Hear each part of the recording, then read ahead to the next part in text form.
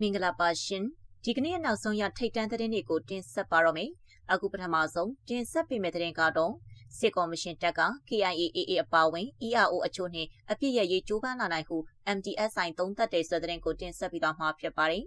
စစ်ကော်မရှင်တပ်သည်ရွေးကောက်ပွဲအပြီးပေါ်ပေါက်လာမည့်အစိုးရတက်မှတက်ဆင်ကချင်လူမျိုးရေးတပ်မတော် KIA အာရခတပ်တော် AA အပါအဝင်တိုင်းသားလက်နက်ကိုင်အဖွဲ့ ERO အချို့နဲ့အပြစ်ရက်စဲနိုင်ရေးကြိုးပမ်းလာနိုင်ကြောင်းမြန်မာစစ်ဘက်ရေးရနှင့်လုံခြုံရေးဆိုင်ရာလေးလာရေးအဖွဲ့ MDSI ကသုံးသပ်ပါတယ်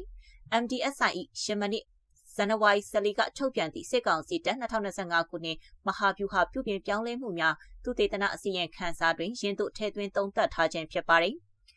သို့သောတစ်ဖက်တွင်လည်းစစ်ကော်မရှင်တပ်အနေဖြင့်2026ခုနှစ်အတွင်းမဟာဗျူဟာအရအရေးပါသည့်မြို့ရွာဒေသနေမြေများကိုအဓိကဦးတည်ပြီးဖူးပေါင်းစစ်စင်ရေးများဖော်ဆောင်လာနိုင်ကြောင်းလည်းပြောထားပါတယ်အထူးသဖြင့်ရခိုင်ကချင်ကရင်ချင်းအပါအဝင်အဓိကကျသောနေမြေများမဟာဗျူဟာဆက်သွယ်ရေးနှင့်နယ်စပ်ကုန်သွယ်ရေးလမ်းကြောင်းများတွင်စစ်စင်ရေးများလှုပ်ဆောင်လာနိုင်ကြောင်းဆိုပါတယ်မြေပြဒေသတော်လှန်ရေးတပ်ဖွဲ့များ၏ပင်မထောက်ပံ့မှုလမ်းကြောင်းများကိုဖျက်တောက်နိုင်ရန်ပြစ်မှတ်ထားလှုပ်ဆောင်လာနိုင်ပါသည်ခေတ်သစ်နည်းပညာများပေါင်းစပ်၍ဒေါ်လာရေးအင်အားများ၏အခြေပြုလှုပ်ရှားမှုများကိုစောင့်ကြည့်ထောက်လှမ်းခြင်းနှင့်စစ်ရေးသတင်းကိုအခြေခံသောချေမုံစစ်စင်ရေးများကိုပုံမလှုပ်ဆောင်လာနိုင်ပါသည်ဟု MDSI ကပြောပါတယ်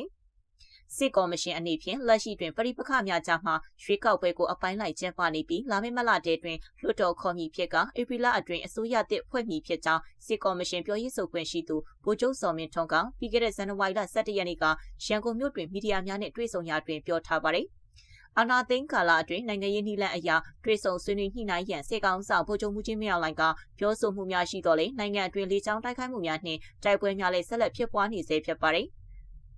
်စစ်ကော်မရှင်တပ်သည်ယခုနှစ်အတွင်းခြေလျင်တိုက်ခိုက်ရေးတပ်များကိုစစ်ရေးစွမ်းဆောင်ရည်နှင့်ချိတ်ဆက်ပူးပေါင်းဆောင်ရွက်မှုထိရောက်အားကောင်းလာအောင်ပြုပြင်ပြောင်းလဲမှုများအလေးထားလှုပ်လာနိုင်ပြီးမြေပြင်စစ်စင်ရေးများတွင်စစ်ဘက်နည်းပညာအားသာမှုကိုအခြေပြု၍စစ်နည်းဗျူဟာစံသစ်ဖော်ဆောင်မှုများတွေ့မြင်လာနိုင်ရကြောင်း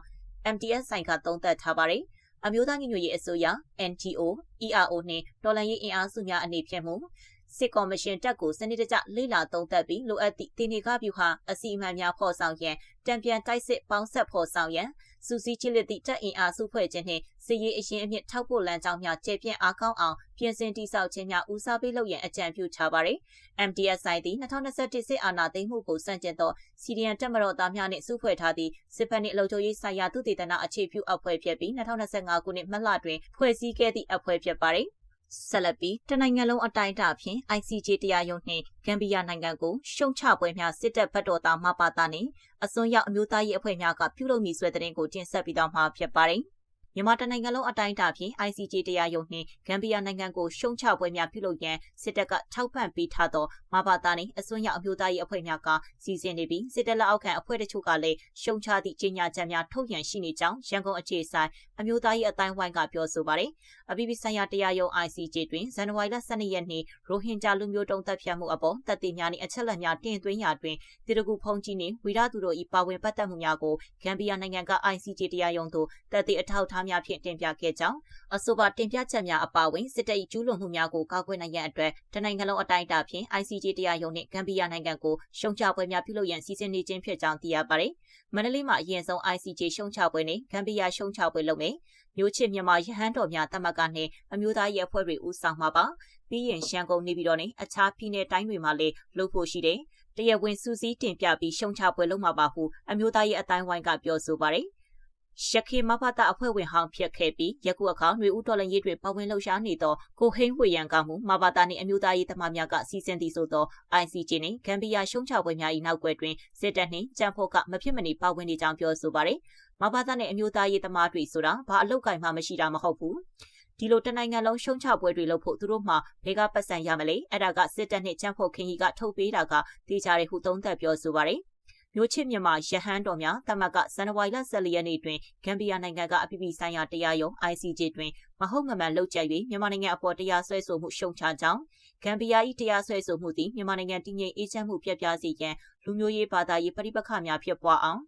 လှုံ့ဆော်ယုံမျှမကမြန်မာနိုင်ငံ၏ဂုဏ်သိက္ခာကျဆင်းအောင်နီလန်ပေါင်းစုံဖြင့်လှုံ့ဆော်နေမှုများအား ပြင်းပြင်းထန်ထန်ကန့်ကွက်ရှုံချကြောင်းကြေညာချက်ထုတ်ပြန်ပါတယ်။ရှင်းပြင်ဂမ်ဘီယာဘက်မှတင်သွင်းသည့်တပ်တွေအထောက်အထားများတွင်တီတကူဆရာတော်နှင့်အမျိုးသားရေးဦးဆောင်ဆရာတော်ဦးဝိရသူတို့ကိုပါအစွန်းရောက်တစိတ်ကပ်ပြီးပြောဆိုခဲ့သည်ကိုလည်းကျင်းထန်စွာကန့်ကွက်ရှုံချကြောင်းမျိုးချစ်မြန်မာရဟန်းတော်များသမဂ္ဂကဆက်လက်ကြေညာထားပါတယ်။အလားတူနေပြည်တော်အမျိုးသားရေးအဖွဲ့ကလည်းဇန်နဝါရီလ14ရက်နေ့တွင်ပင်ဂမ်ဘီယာနိုင်ငံ၏ ICJ တရားရုံးတင်သွင်းချက်တွင်တီတကူဆရာတော်နှင့်အမျိုးသားရေးဦးဆောင်ဆရာတော်ဦးဝိရသူတို့ကိုပါအစွန်းရောက်တစိတ်ကပ်၍ဖော်ပြခဲ့သောလုပ်ရများမှာမြန်မာနိုင်ငံ၏ပုံရိပ်ကိုစော်ကားဖျက်ဆီးသည့်တာမကဗုဒ္ဓဘာသာကိုပါစော်ကားသည့်လုပ်ရအဖြစ်ရှုံချကြောင်းထုတ်ပြန်ထားပါတယ်။လက်ရှိတွင်အကြံဖက်စစ်တပ်ကိုကိုစားပြု၍ကိုလိုင်းဦးဆောင်သောအဖွဲ့က ICJ တရားရုံးတွင်တွားရအမှုရင်ဆိုင်နေရပြီးအမှုမှာယခုဇန်နဝါရီလကုန်အထိကြားနာမည်ဖြစ်ပါတယ်။ဆက်လက်ပြီးမိုးကုတ်အရှိပိုင်းကရဲစခန်းရှော့တိုက်တုံးနဲ့ပစ်ခတ်ခံရပြီးဒရုန်းဘုံနဲ့လည်းကျဲတိုက်ခိုက်ခံရတဲ့ဆိုတဲ့တင်ကိုတင်ဆက်ပြီးတော့မှာဖြစ်ပါတယ်။စစ်ကောင်စီတပ်ဆွဲထားတဲ့မိုးကုတ်မြို့ရှိပိုင်းကရဲစခန်းရှော့တိုက်တုံးနဲ့ပြစ်ခတ်ခံရပြီး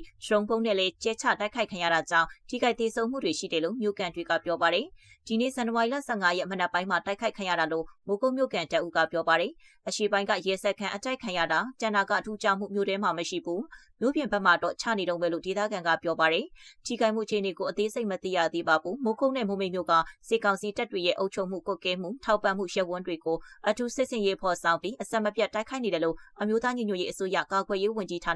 MOD ကအသိပေးထားပါတယ်။တောင်တက်မတော် TNL ကမိုးကုတ်နဲ့မိုးမိတ်မြို့ကိုစစ်ကောင်စီထံပြန်ပေးအပ်ပြီးတဲ့နောက်ပိုင်းအမျိုးသားညီညွတ်ရေးအစိုးရကာကွယ်ရေးဝန်ကြီးဌာန MOD စစ်ရုံးချုပ်ကမိုးကုတ်မိုးမိတ်ဒေသစစ်စင်ရေးစစ်ဦးစီးအဖွဲ့ကိုနိုဝင်ဘာ9ရက်မှာစတင်ဖွဲ့စည်းခဲ့ပြီးစစ်ကောင်စီတပ်စစ်ကြောင်းတွေကိုနိုဝင်ဘာ30ရက်ကစပြီးတိုက်ခိုက်ခဲ့ပါတယ်။နိုဝင်ဘာ30ရက်ကနေဒီဇင်ဘာလ24ရက်အတွင်းတိုက်ပွဲကြီးငယ်ပေါင်း20ကျော်ဖြစ်ပွားခဲ့ပြီးစစ်တပ်စခန်းအချို့သိမ်းပိုက်နိုင်ခဲ့တယ်လို့စစ်ကောင်စီတပ်ဖွဲ့ဝင်18ဦးသေဆုံးပြီး3ဦးဖမ်းမိထားတယ်လို့ MOD ကထုတ်ပြန်ထားပါတယ်။လက်ရှိမှာမိုးကုတ်နဲ့မိုးမိတ်မြို့နယ်အဆက်ဖြစ်တဲ့ထုံးဖို့ရွာဖွေလိပ်ရွာကုန်းမကန်ကျေးရွာကတောင်ကျောတရှောင်းတိုက်ပွဲများဖြစ်နေတယ်လို့သတင်းရရှိပါတယ်။ဆက်လက်ပြီးတာစီမှာစစ်မှုထမ်းကြေးတရွာကျပ်သိန်း300ပေးရတဲ့ဆိုတဲ့သတင်းကိုတင်ဆက်ပြီးတော့မှာဖြစ်ပါတယ်။မန္တလေးတိုင်းမိထီလာခရိုင်တာစီမြို့နယ်ကကျေးရွာအချို့မှာစစ်ကောင်စီတပ်လက်အောက်ခံရက်ကျေးအုပ်ချုပ်ရေးမှုတွေကကျေးရွာတရွာကိုစစ်မှုထမ်းကင်းလွတ်ကြေးအဖြစ်တစ်နှစ်ကျပ်သိန်း300တောင်းနေကြောင်းဒေသခံတွေကပြောပါတယ်။တာစီမြို့နယ်မကြီးကွကျေးရွာအုပ်စုကကျေးရွာ9ရွာမှာစစ်မှုထမ်းလူစားထုတ်ဖို့ဆိုပြီးကျေးရွာအုပ်ချုပ်ရေးမှုနဲ့အဖွဲ့ကိုတရွာကျပ်သိန်း100နှုန်းနဲ့တနစ်မှာ3ချိန်ပေးသွင်းနေရကြောင်းဒေသခံတွေကပြောပါတယ်။ကောက်နေတာကြပြီးစစ်မှုထမ်းကြေးမပေးရင်စစ်တပ်ကိုတိုင်ပြီးဖမ်းဆီးမယ်လို့ချိန်ချောက်တယ်လို့ဒေသခံတအုပ်ကပြောပါတယ်။ကျေးရွာမှာရှိတဲ့အင်ဂျင်နဲ့စစ်မှုထမ်းရမယ့်အသက်မှာအကျုံးခွင့်နဲ့သူရှိမရှိအကျုံးခွင့်နဲ့သူတွေအရေးအတွက်ပေါ်မှုတည်ပြီးတအိမ်ကိုကျပ်သိန်းခန့်အထိပေးသွင်းနေရတယ်လို့ဒေသခံတွေကပြောပါတယ်။ဇန်နဝါရီ14ရက်မှာပဲစစ်မှုထမ်းကြေးကောက်ခံပြီးအုပ်ချုပ်ရေးမှုတွေခွဲတန်းချဝေခွဲနေကြတယ်လို့ဒေသခံတွေစီကသိရပါတယ်။တာစီတင်မကပင်စစ်ကောင်စီထိန်းချုပ်ထားတဲ့မန္တလေးနဲ့အခြားဒေသအသီးသီးမှာလည်းစစ်မှုထမ်းလူစားထိုးဖို့ဆိုပြီးအိမ်တိုင်းဒီပါစစ်မှုထမ်းကြေးပေးသွင်းနေရတယ်လို့ဒေသခံတွေကပြောပါတယ်။ကောက်ခံရရှိလာတဲ့ငွေနဲ့အရာရှိတွေကိုလက်ထိုးတာလူစားထိုးဖို့ပေါ်တာဆွဲဖန်ဆီးလာတဲ့သူတွေကိုဝယ်ယူတာတွေဖြစ်ပွားနေကြောင်းမန္တလေးဒေသခံတွေစီကသိရပါတယ်။ကျမတဲ့တင်ဆက်မှုကိုဒီမှာပဲရနာခွင့်ပြုပါရှင်။အားလုံးပဲရှင်လန်းချမ်းမြေ့ကြပါစေရှင်။